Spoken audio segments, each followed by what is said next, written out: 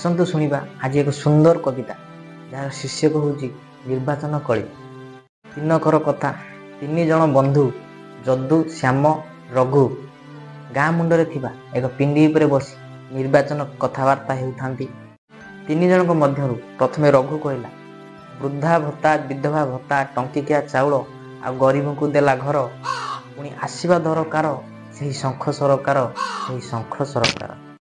ରଘୁର କଥା ଶୁଣି ଶ୍ୟାମ ରାଗିଗଲା ଓ ଶ୍ୟାମ କହିଲା, ଓଡ଼ିଶା ପୁଅ ଅନ୍ୟ ରାଜ୍ୟରେ ପଛେ ଦାଦନ ଖଟି ମର, 4.5 କୋଟି ଓଡ଼ିଆଙ୍କ ମୁଣ୍ଡ ପିଛା ପଛେ ଯେତେ ବଢ଼ୁଥାଉ ଋଣ ହାର, ବୋଧେ 500 ଟଙ୍କା ଆଉ ଟଙ୍କିକିଆ ଚାଉଳରେ ଚାଲୁଅଛି ତୋର ଘର, ସେଥିପାଇଁ କହୁଛୁ ତୁ ଆଉ କେହି ନୁହେଁ, ପୁଣି ଆସିବା ଦରକାର ସେହି ଶଙ୍ଖ ସରକାର, ସେହି ଶଙ୍ଖ ସରକାର।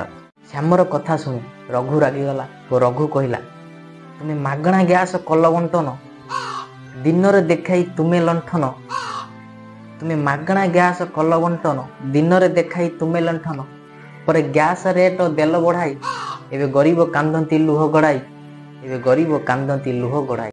ରଘୁର କଥା ଶୁଣି ଶ୍ୟାମ ରାଗିଗଲା ଓ ଶ୍ୟାମ କହିଲା, ଗଣ୍ଡା ଗଣ୍ଡା ତୁମେ ଯୋଜନା ଗଢ଼ିଲ, ଗଣ୍ଡା ଗଣ୍ଡା ତୁମେ ଯୋଜନା ଗଢ଼ିଲ, ଖୁସିରେ ବଜେଇ ତୁରି ମହୁରି ଢୋଲ, ସେଥିରୁ ଗୋଟିଏ ଦୁଇଟା ଚାଲୁଅଛି ସତ, କିନ୍ତୁ ସେ ପୁଣି ତୁମେ ଢାଳ ତେଲିଆ ମୁଣ୍ଡରେ ତେଲ, ତେଲିଆ ମୁଣ୍ଡରେ ତେଲ।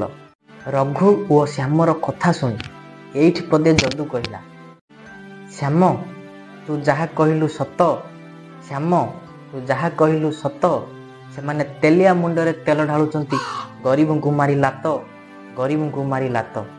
ଯଦୁର କଥା ଶୁଣି ଶ୍ୟାମ କହିଲା, ତୁମେ କ'ଣ ଭାରି ବଢ଼ିଆ, ତୁମେ କ'ଣ ଭାରି ବଢ଼ିଆ, ତୁମେ 50 ବର୍ଷ ଶାସନ ଭିତରେ ଓଡ଼ିଶାକୁ ଖୋଳି ପୋଛି ଖାଇ କରିଲ ଗୋବର ଗାଡ଼ିଆ, କରିଲ ଗୋବର ଗାଡ଼ିଆ। ଶ୍ୟାମର କଥା ଶୁଣି ଯଦୁ କହିଲା, ଭାଇ ମୁଁ ଯେଉଁ ଦଳରେ ରହିଛି ତାଙ୍କର ନାହିଁ ଛପର କି ଆଉ ଚୋଲା, ମୋର କ'ଣ ଗଲା, ମୋର କ'ଣ ଗଲା, ମୁଁ ତିନି ଦଳରୁ ପଇସା ଖାଇ ଆପେ ବଞ୍ଚିଲେ ହେଲା, ଆପେ ବଞ୍ଚିଲେ ହେଲା।